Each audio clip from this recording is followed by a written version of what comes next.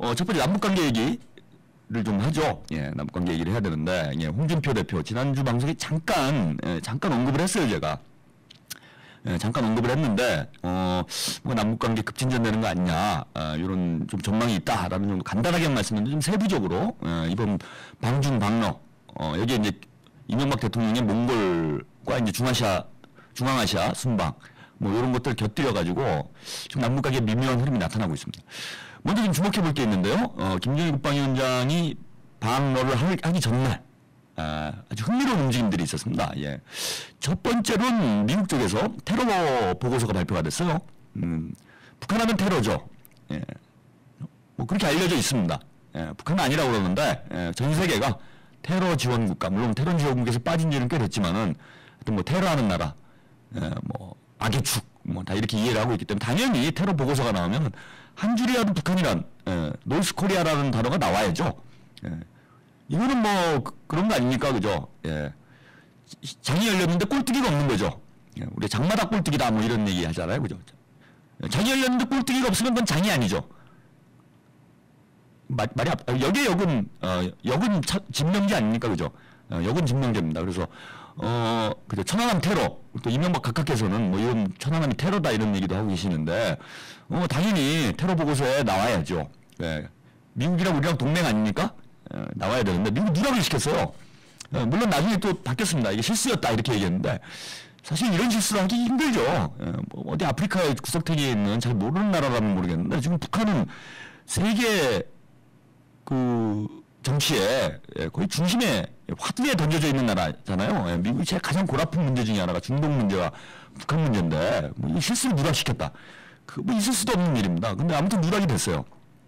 그랬죠. 그리고 그날, 같은 날이었습니다. 같은 날 또, 미국 쪽에서 북한에 수혜 지원을 하겠다. 이런 또 발표가 있었어요. 거기다 더 흥미로운 거는, 문재인 교수, 참여정부 시절에 역할을 하셨던 분이죠. 문재인이 아니고 문정인. 두 분이 또 성함이 비슷해서, 헷갈렸습니다. 문정인 연세대 교수가, 기고를 했습니다. 창비에. 기고를 했는데, 칼럼을 하나 썼는데 뭐라고 썼는가? 미국 쪽 소식통을 인용을 해서, 고위급 소식통을 인용을 해가지고 지난 7월 달에 김계관 부상이 미국을 방문해서 북미 고위급 회담이 열렸죠. 이건 미국 쪽에서도 지금 급비에 붙이고 있는 사안입니다. 미 의회에서 공청회를 열었는데, 그 정부 쪽에서 이거 급비해달라, 비밀에 붙여달라. 그래서 공개가 안 되는 이런 내용인데, 하여튼 미국 쪽 인사를 통해서 들은 얘기다. 라면서 칼럼에다 뭐라고 썼냐 하면은 북한 쪽이 미국에게 북미 정상회담을 제안했다 이런 겁니다. 핵심 내용은 북미 정상회담을 하자 이렇게 바로 제안을 했다라는 거예요. 상당히 놀랄만한 보도가 같은 날 나왔습니다. 그러면서 내용이 뭐였냐면은 북한 측의 요구사항이 제재를 완화하고 식량 지원을 재개하면 핵 미사일 모라토리엄, 모라토리엄이라는 게 지불유예죠. 그러니까 즉 잠정 중단입니다. 핵실험과 미사일 발사를 잠정 중단하는 조치를 취하겠다. 그러면 미국에서 제재를 완화하고 식량 지원을 해달라. 이런 얘기를 했다라는 겁니다. 흥미로운 건, 지금 식량 지원 문제와 관련해서는요, 미 의회가 반대를 하고 있어요. 그래서 원래 8월 정도에는 이게 통과가 됐어야 되는데, 통과가 안 되고 있습니다. 공화당이 강력 반대를 하고 있기 때문에. 그러다 보니까, 이게 이제 수혜 지원이라는 명목을 찾아낸 거죠. 의회가 반대를 하니까 수혜 지원을 하면서 식량 지원을 실제 하는, 요런 모양새로 갔다라는 겁니다. 그리고 제재 완화는 테러 보고서에서 일단 누락을 시켰기 때문에 제재 완화 조치로 볼 수 있는 거죠.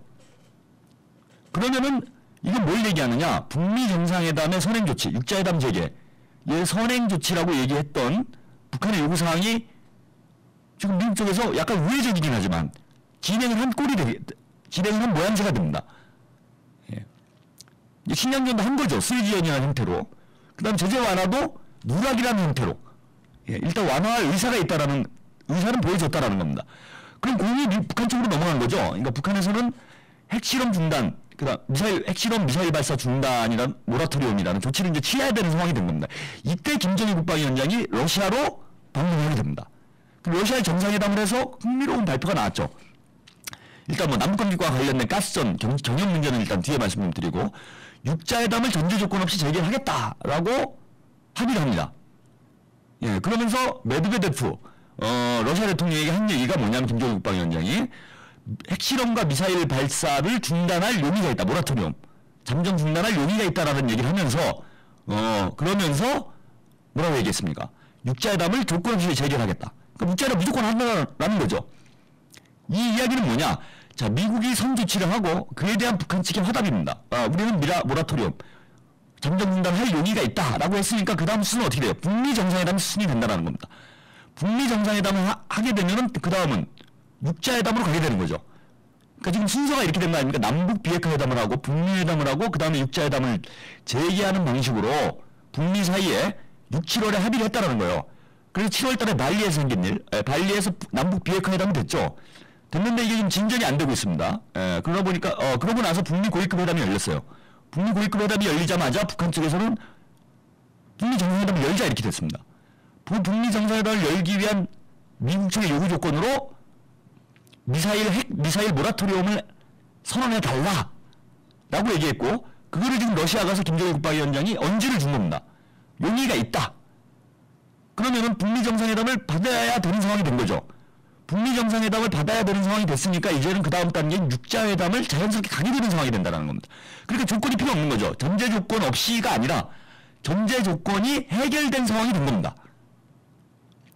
전제 조건이 핵 미사일에 대한 잠정 중단이었는데 이걸 북한이 할 용의가 있다고 얘기했으니까 전제 조건이 없어진 거고, 그러니 당연히 육자회담을 가는 거고, 육자회담을 가기 전에 그러면 북한 측 요구사항이었던 북미 정상회담을 가는 방향으로 합의가 됐다라는 뜻입니다. 지금 해석을 하면요. 놀라운 합의가 있었던 거죠. 그럼 이제 북미 정상회담이 임박해진 정세로 봐야 된다. 이거를 러시아 쪽과 합의를 한 겁니다. 자, 이러면 남북관계가 참 묘해지죠. 남북관계를 좀 해야 됩니다. 남북정상회담 먼저 해야 되죠. 북미 정상회담을 먼저 할 수는 없잖아요.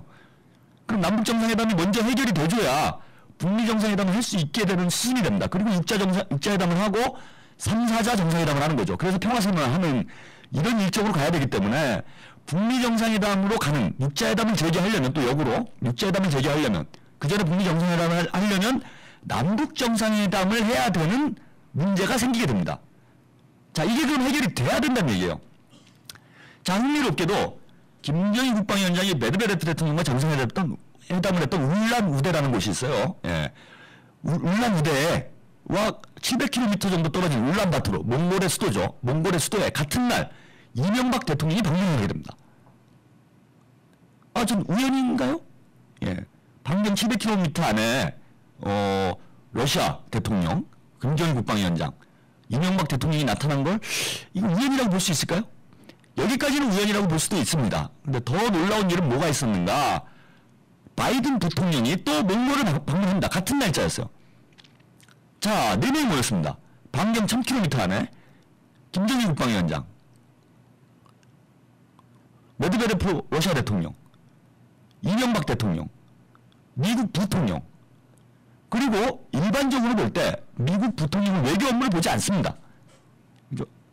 내무 업무에 주로 주력을 합니다. 외교와 관련된 업무들은 대통령과 국무장관이 움직이는 게 맞는 거죠.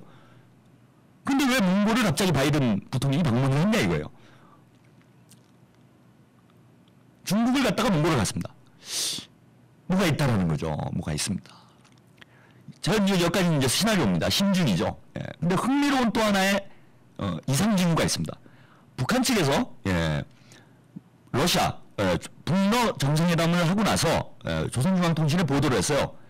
배석자 명단이 발표가 됐습니다. 배석자 명단이 발표가 됐는데 첫 번째 언급이 된 사람이 김영춘 인민무력부장. 이건 군사 관련된 회담 의제가 제일 중요했다는 얘기입니다. 그건 뭐 공개가 될 수가 없는 내용이기 때문에 뭘 했는지 모르겠지만 북러 군사 교류와 관련된, 군사 협력과 관련된 얘기가 가장 중요한 의제로 다뤄졌을 것이라는 걸 암시를 합니다.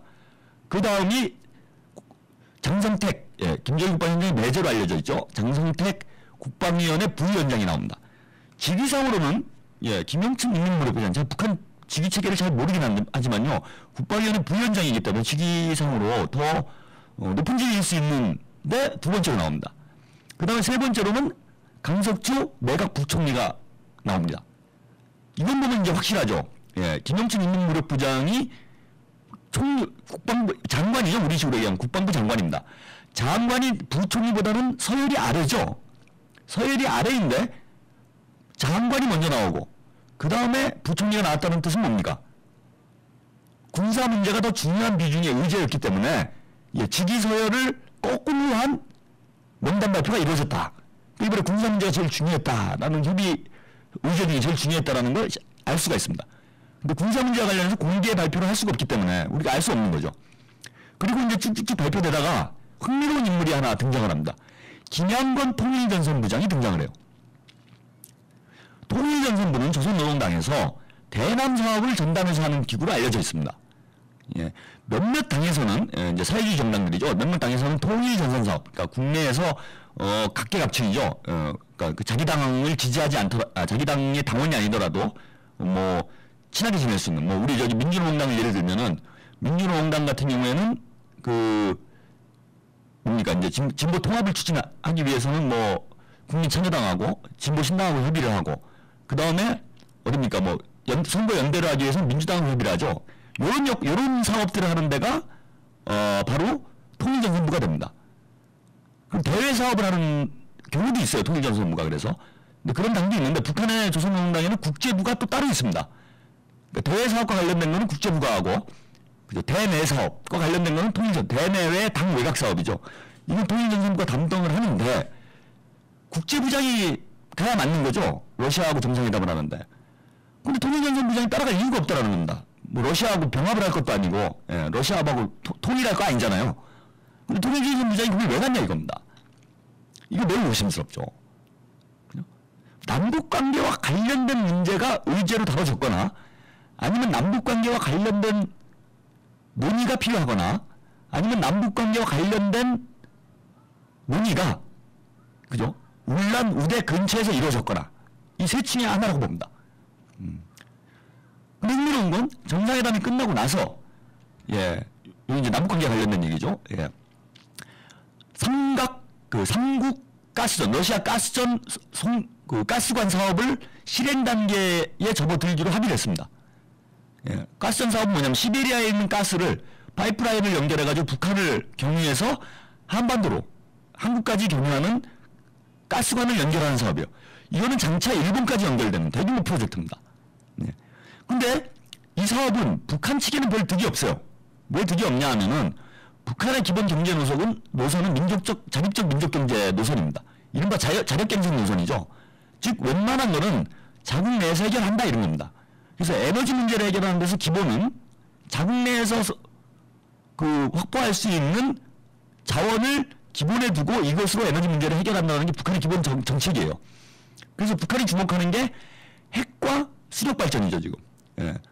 뭐 최근에 얘기가 나오는 게 태양광 쪽도 개발을 많이 하고 있다고 하는데 기본 현실 가능한 거는 지금 핵 개발하고 그다음에 수력 발전 쪽, 특히 수력 발전 쪽에 지금 뭐 환경 문제도 있고 하기 때문에 상당히 주력을 하고 있습니다. 그래서 2012년까지 희천 발전소라고 해서 대규모 지금 수력 발전소를 짓고 있죠. 이렇게 하는 이유는 뭐냐면 외국에서 수입하면은 훨씬 문제가 쉽게 풀릴 수 있는데 그러니까 에너지 종속이 될 가능성이 있다라는 거예요. 지금 에너지 문제가 에너지가 산업의 기초가 되지 않습니까? 경제 발전의 기초가 되기 때문에 에너지 종속이 될 가능성이 있어서 기본적으로 자국 내에서 거의 뭐 8, 90%를 해결을 하고 모자른 부분을 이제 다른 나라에 수입을 한다. 이런 쪽이 북한의 전략이라는 겁니다. 그러면은 가스관을 북한 쪽으로 연결을 해도 러시아가 북한에 판매할 수 있는 양이 많지가 않다는 거예요. 그럼 이제 공사비보다 사실은 뭐 별로 득이 없는 거죠. 공사비도 못 뽑을 수가 있다는 겁니다. 그럼 러시아가 관심을 갖는 건 뭐냐면 한국 쪽으로 이게 내려와야 돼요.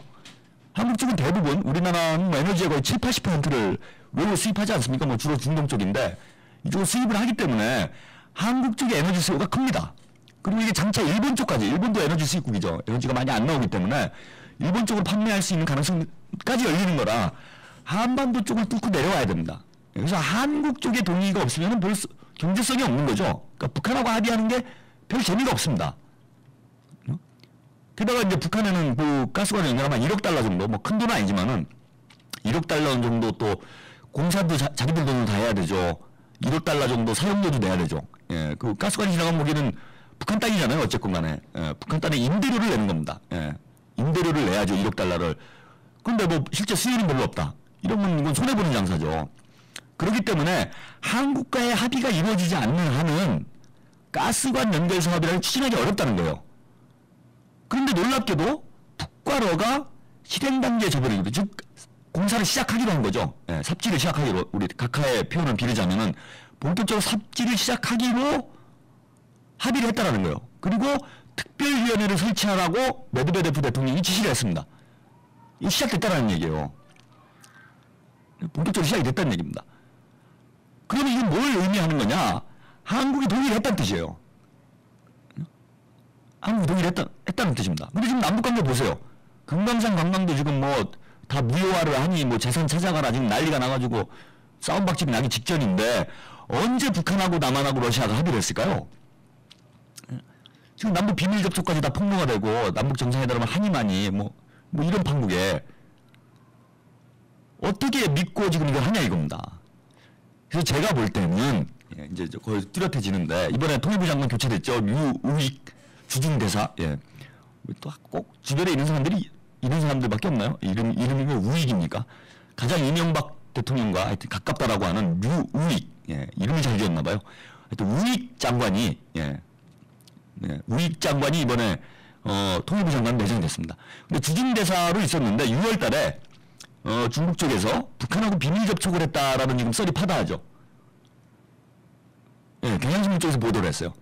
그러고 나서 지금 통일부 장관으로 온다는 얘기입니다. 그럼 이번에 몽골에 갔을 때 주중대사기 때문에 몽골에 수행을 했을 가능성, 제가 아직 명단을 확인 못 해봤어요. 예, 수행한 사람들의 명단 아마 몰래 갔을 겁니다. 이게 알려질 경우에 저 같은 사람들이 있잖아요. 이거 어떻게든 연구해가지고 추론을 해냅니다. 근데 저는 함께 갔을 거라고 봅니다. 김양권 통전부장까지 이 수행을 한 것처럼 함께 가서 울란바토르하고 울란우데하고 700km밖에 안 되기 때문에 러시아 몽고 접경 지역에서 비밀 접촉이 진행됐을 가능성이 저는 상당히 있다고 봅니다. 그래서 바로 서로 그 최고위급의 지시를 받아가지고 협상을 진행한 거죠. 러시아 쪽까지 같이 협상을 한 겁니다. 야, 가스관 뚫자. 그래서 합의가 이루어졌다. 삼각 합의가. 여기 이제 바이든 부통령은 뭐하러 갔는가? 예. 남북정상회담 전 중지하러 간 거라고 봅니다. 육자회담 문제도 해결하고 남북정상회담 중지하러 간 거 아니겠는가? 이게 이번 러시아 방문에서 그죠? 크게 지금 진행된 모르겠습니다. 이건 뭐 제 소설이에요. 예, 여러분들 제가 뭐 가서 다 볼 수 있는 게 아니기 때문에 확신할 수는 없습니다. 근데 여러 가지 정황상 볼 때 이게 거의 맞는 거 아니냐? 그러니까 홍준표 대표가 청와대 예방을 하고 나서 바로 얘기했습니다. 11월 달에 좋은 일이 있을 거다. 러시아 가스관일 거다라고 언지를 했어요. 이건 무슨 뜻입니까? 합의가 이루어졌다는 뜻입니다. 그러면 11월 달에 가스관을 연결하려면 어떻게 해야 됩니까? 지금 남북관계가 이 모양인데 느닷없이 가스관만 연결한다고 발표할 수 있나요? 결국 남북정상회담을 해야 된다는 뜻입니다. 지금 남북정상회담까지도 상당 수준에서 합의가 이루어진 상황으로 봐야 되지 않냐. 남북정상회담 없이 어떻게 가스전 사업에 본격적으로 들어가냐 이겁니다. 지금 그저 금강산관광 그 전에 합의된 것도 지금 깨지는 판에 결국은 저는 남북정상회담이 합의된 상황으로 봐야 되겠다. 그럼 언제일까요? 가스 발표하는 게 11월 달이라고 했으니까요. 11월 달에 합의를 해서 발표를 하든지, 그러니까 늦어도 11월 달이라는 거죠, 정상회담이. 예. 아니면 북미 정상회담을 좀 연내해야 될 형국입니다. 예. 그렇기 때문에 저는 9월, 10월 안에 정상회담 발표를 할 거라고 봅니다. 그리고 그 비밀 접촉을 했던 그죠 우익 장관이 통일부 장관에 기용이 된 거죠.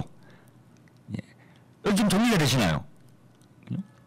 대략 정리가 이렇게 되는 거라고 봅니다. 그러면은 우익 장관이 실세 장관이 될 가능성이 상당히 높죠. 예. 그러면서 현익택 장관은 통일부 특보로 통일특보로 데려간 이유는 북한에 가면 이제 아무래도 협상력이 떨어지죠. 그래서 가장 그래도 믿을 수 있는 그죠? 가장 정신이 이명박스러운 이런 사람을 옆에 데리고 가야 근데 북한에 가가지고 어떻게 좀 한마디라도 해보지 않을까 해서 옆에 데리고 있는 거 아니냐. 이게 웃기는 지금 참 인생이긴 해요. 예. 현인택 장관 통일 사업을 제대로 못하고 쫓겨난 건데 또 통일 특보로 데리고 앉아있는 건 코미디, 거의 코미디 수준이긴 하지만 조삼모사죠. 이런 게 완전히. 예. 조삼모사긴 하지만 예. 거의 그런 구도로 가는 거 아니냐. 예. 그래서 남북정상회담이 저는 거의 임박한 정세라고 봅니다. 그리고 그 다음 수순은 연내에 북미 정상회담으로 가는 거다. 남북 정상회담이 아마 이루어지고 나면은 바로 러시아 가스관 공사가 들어가고요. 예. 그러고 나서 북미 정상회담으로 가는. 그 다음에는 육자회담이 열리고 내년 4월이 유력하지 않을까 봐요. 내년 4월에 김일성 주석 탄생 100돌이 되죠. 그러면 아마 주변국들 정상들을 다 초청을 할 겁니다. 이미 초청이 됐을 가능성이 있어요. 러시아나 중국 쪽은 이미 초청이 됐을 겁니다. 그러면은 자연스럽게 모이기 때문에 평양에 미국 대통령은 정상회담을 했을 거기 때문에 공개적으로 아마 초청을 할 거예요. 김정일 국방위원장이. 사실 오바마 대통령이 빠진 100주년 행사표 좀 재미가 없죠. 북한이 강대국이다라는 거를 전 세계에 과시할 수 있는 게 미국 대통령이 거기에 오는 겁니다. 이런 걸로 봐서는 내년 4월 15일이죠. 총선은 4월 11일입니다. 이거 참 일정도 지금 절묘한데 내년 4월에 총선을 앞두고 혹은 총선 직후에 미국 대통령, 후진타오 주석, 오바마 대통령, 후진타오 주석, 메드베데프 대통령, 이명박 대통령이 평양행을 하는 놀라운 일이 지금 벌어질 수 있는 이런 정세라고 봐야 되지 않겠나. 이제 대격변이 여러분 다가오고 있습니다. 한반도 정세가 어떻게 될까요? 선거가 어떻게 치러질까요? 한나라당이 저는 깨지지 않은 당이라고 봅니다.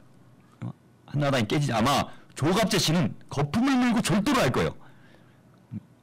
기독교 정당 만들어진 이유가 있습니다. 친박과 친윤 계속 가깝게 지낼 수 있을까요? 한나라당이 깨질 가능성은 상당히 높다고 봅니다. 저는 이 한반도 문제 때문에 정상회담을 추진하는 순간 한나라당은 완전히 절단이 날 겁니다. 안 그래도 지금 치고받고 난리가 났는데 우리 진보개혁 세력에 기회가 오고 있습니다. 한반도 정세가 정권 교체를 도와주는 방향으로, 정권 교체를 실현하는 방향으로 흘러가고 있습니다. 저는요, 뭐 뒤에 말씀드리겠지만 진보적 정권 교체도 가능한 상황이 아니겠나 이렇게 봅니다.